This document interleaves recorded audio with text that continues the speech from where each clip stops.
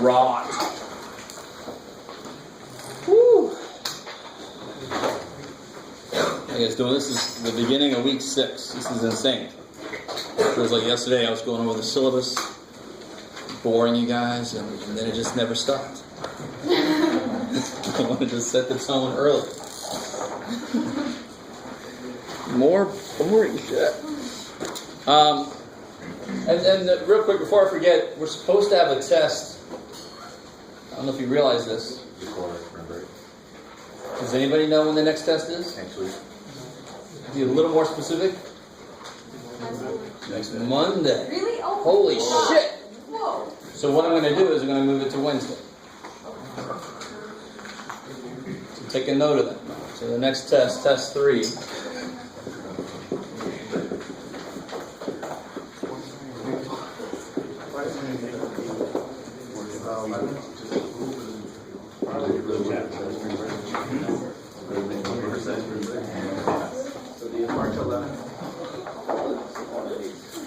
Whatever next Wednesday is.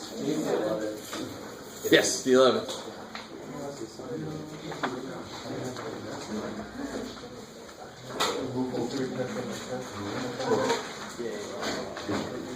All right. All right, so we're just going to do a little bit today. I'm going to let us out nice and early. All right. I'll do that for you and for me. Yes? Short chapter? I guess relatively short chapter, yeah. Oh yeah, because that's really quick. Yeah. But, with a 4-day-a-week pre-calc class, if I did fewer tests, and I know you guys thought, wasn't that last test kind of long? It wasn't really. It was actually shorter than last semester. But if I tried to have fewer tests, they would have to have more stuff on them. And the class isn't long enough to do that, right? So yeah, I try to do more tests. So this chapter is relatively short, I guess. There's 6 sections in it. Yeah? Are there going to be quizzes between now and then on the sections? Oh yeah, there's going to be at least one quiz between now and the test. And of course, this chapter we're going to do logarithms, stuff like that.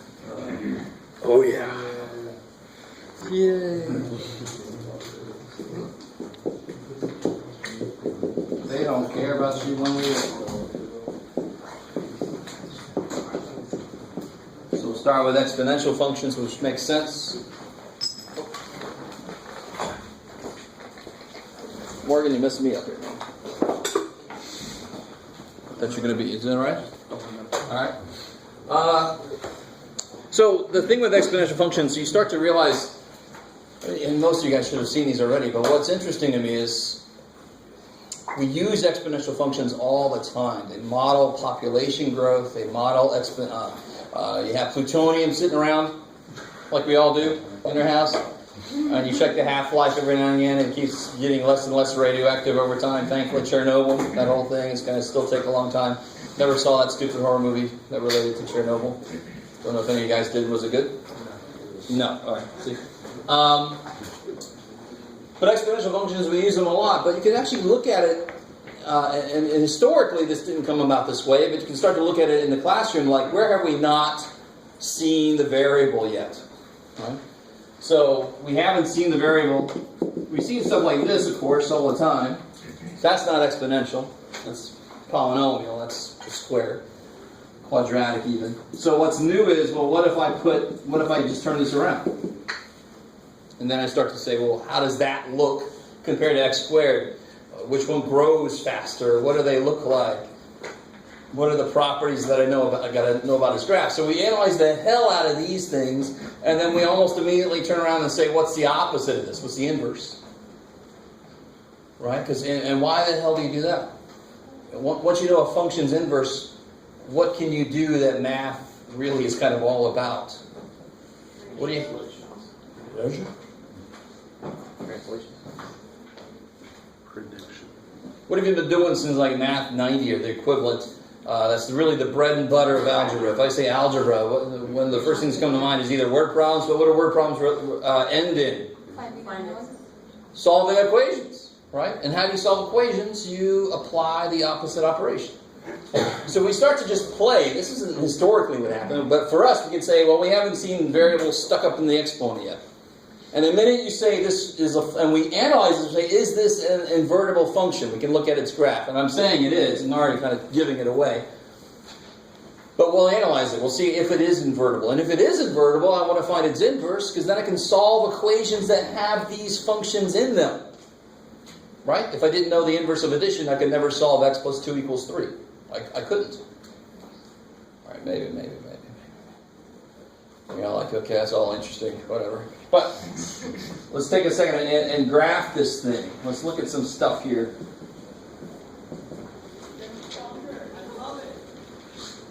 What are some points I can plug in there? 0. What's it seem that the domain is, by the way? Can you guys see what the domain might be? And what do you ask yourself when you're thinking about domain? What's domain all about? X value, so all the numbers you can plug in for x. Is there anything that would freak this guy out? 0 is fine. What's 2 to the 0 power? 1. Good. Nobody said 0 that I heard. Negative? Yeah, what's 2 to the negative 1? 1/2, right? 2 to the negative 18 billion is 1 over 2 to the 18 billion, which is still a valid number. So what's the domain seem to be? All real numbers. I love it. And then the range is something interesting. We'll have to think about that. We don't know that yet. But you might be able to figure it out. So let's give some specific points to graph, and then we have to think about its end behavior. And we kind of know that now from what we've analyzed about graphs. One big thing I want to know is the end behavior. I can plug numbers in, but then I want to know what's it do outside of my nice numbers. So let's plug in -2, -1, 0, 1, 2. Those are my go-to 5 when I don't know what the hell something looks like. So take a second to fill that in.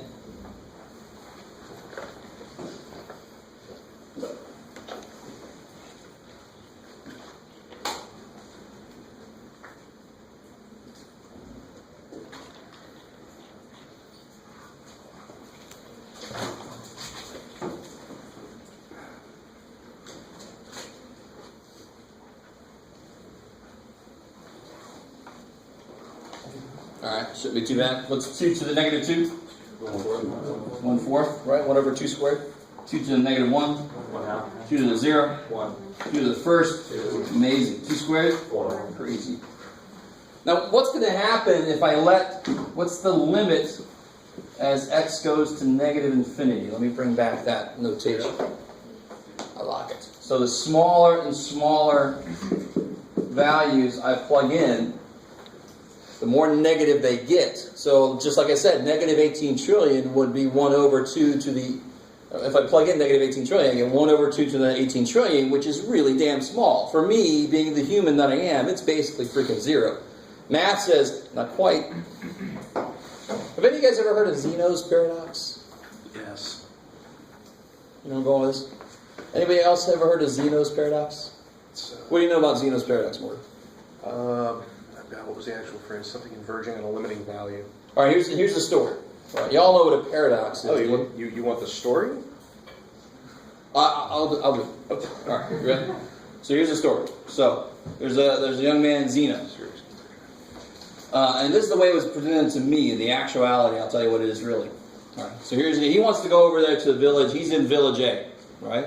Way back in time, they didn't have a lot of creativity. Oh, cool, it's Village A. And he wants to go to Village B, right? Because they have really good bananas in Village B. So he knows how far he's got to go. But somebody comes over and says, "Hey, you're never going to make it to Village B. You're never going to make it there." He says, "Is it dangerous?" No. It's because you have to go halfway before you can get there, right? You have to actually go halfway. And then you have to go half of what's left. And then you have to go half of what's left. And then you have to go half of what's left. And how many times can you keep cutting it in half?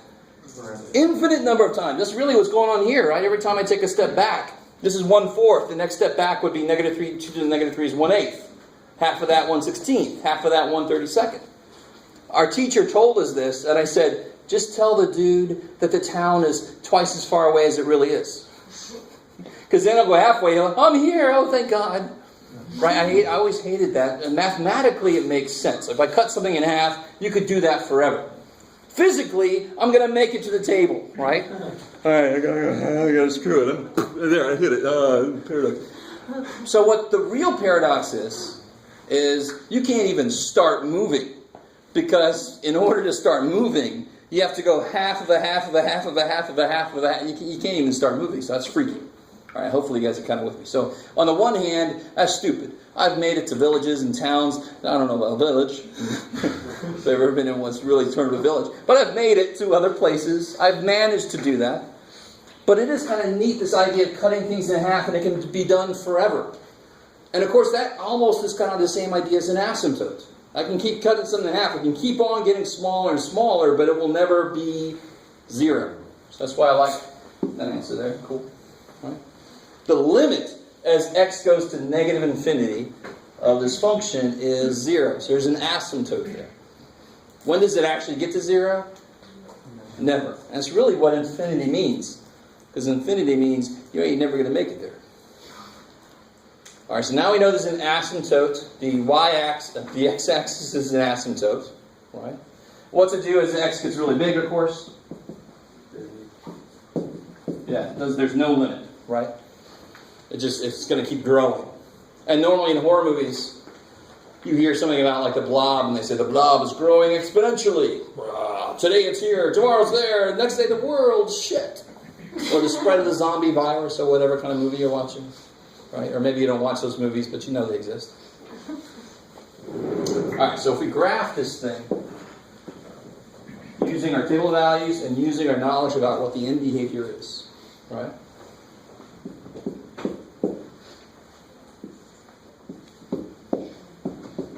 Whoa. Alright. So I got -2, -1/4. Whoops, not negative. -2, 1/4, so it's 1/2, there's 1/4. Pop. -1, 1/2. 0, 1, 1, 2, 2, 4. 3 would be 8. So it's going to go forever up. Ooh, make this big and you're fine. And then forever down. Make this big and fine. I like it. There's an asymptote right there. So, of course, what I can start doing immediately is doing stuff like this to you. All right, well, there's g of x. Can you graph this function?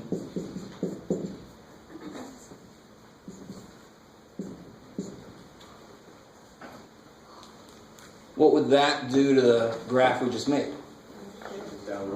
It'd take it down 1, right? So what's several important things. You can move every point, but you also have to move the other attributes graphically. What are the attribute is there? Really just the asymptote. Where's the asymptote going to go? -1. So now the asymptote would be here. Every other point just goes down 1, down 1, down 1, down, down. And then you've got your new graph there. Yeah. There we go. Now, and I can reflect it, and if I reflect it, that would be more of an exponential decay, right, of radioactive decay. You wait 1,000 years, and there's half of it still radioactive, and so forth. This way, it's modeling maybe throw some rabbits in a room, give them some food, and wait, right? Right? I'm pretty sure it's not the sound that occurs. Never seen that episode of National Geographic, but all right. So this shouldn't be anything brand new. The transformations thing, of course, is a little bit new. So let me give you guys one problem like that to try, and then we'll see what's going on here. Oh, the range. By the way, sorry. The untransformed range is what? What's the range of g of x? 0 to 0. Yeah, from 0 to infinity. And I like it. Somebody said parentheses, of course, because it never gets to 0, right? And infinity always gets a parenthesis. So if it's not been shifted, an exponential function's domain will always be negative infinity to infinity, and the range will always be 0 to infinity, not including 0. How are we doing there? We good? Okay. So here, you guys try this here.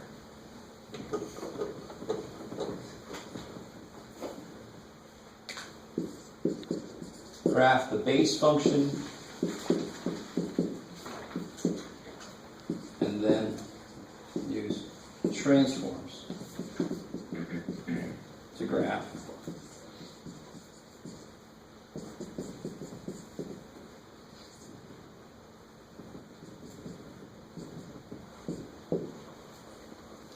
I like it.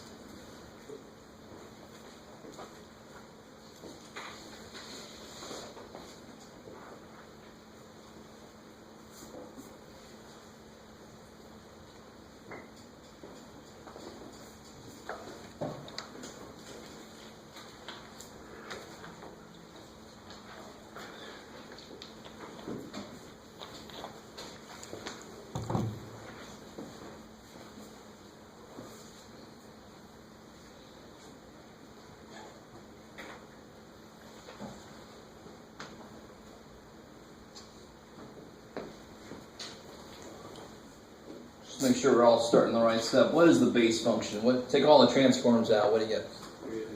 3 to the x. I like it. So do that dotted line just like we did in the first test, and then apply the transformations.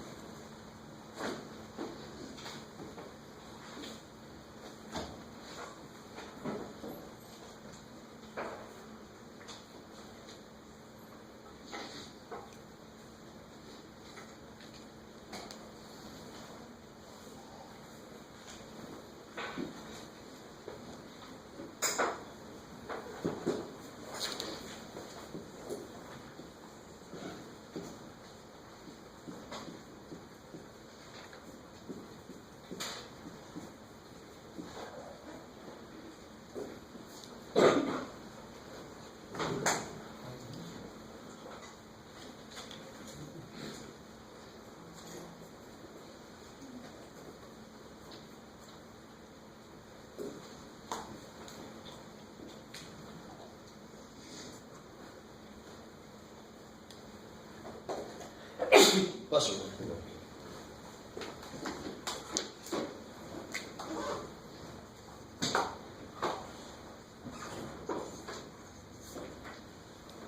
All right, guys, what are my transformations here? What is this going to do? Flip it over in what way? Flip it across the y-axis. Good, around the y-axis, right? And the only way I could do this is if the outputs became negative, and I would have to have a negative sign out here. This tells me all my inputs will now be multiplied by a negative first. So all my inputs now have the opposite output that they normally do. You guys kind of with me here? So that would be a reflection across the y-axis, around the y-axis. And then, of course, I just go Up 1. up 1. That's crazy. So if I do this, if I reflect around the y-axis, so this is going to move all the way to here. This is going to go to the other side. That's crazy. And then this little dude, this 1/3 here, is going to be over there now, right? So that's the first step. There's the reflection, and then I just go take every point up by 1, up by 1, up by 1, and what else do I have to do? Where's the asymptote now? At 1. It just moved up 1 with everybody else. What did it do for the reflection? If I have an infinitely long pole and I reflect it this way, it's still the same freaking thing, right? It doesn't care. But up and down movements, it'll totally change. It'll move around. So now my graph looks like... Is that thunder? It's awesome. I heard that forever. So real quick, before I let us out here, these graphs that we've been doing, are they graphs of invertible functions? Are they graphs of functions? Hell yeah, why?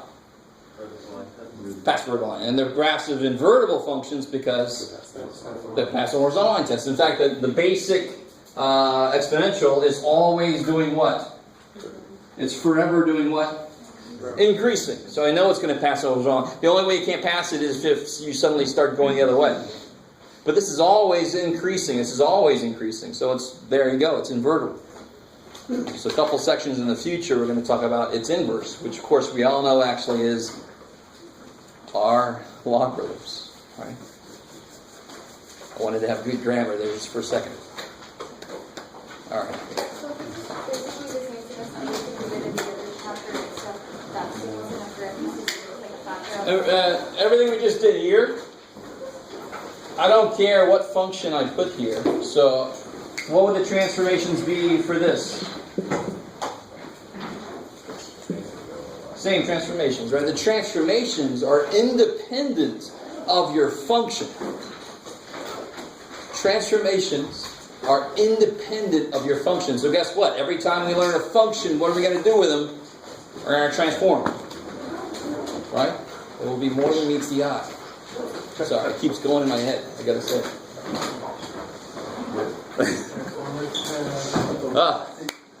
All right, guys, there's plenty.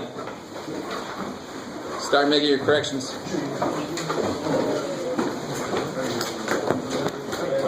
Yeah. So, every week,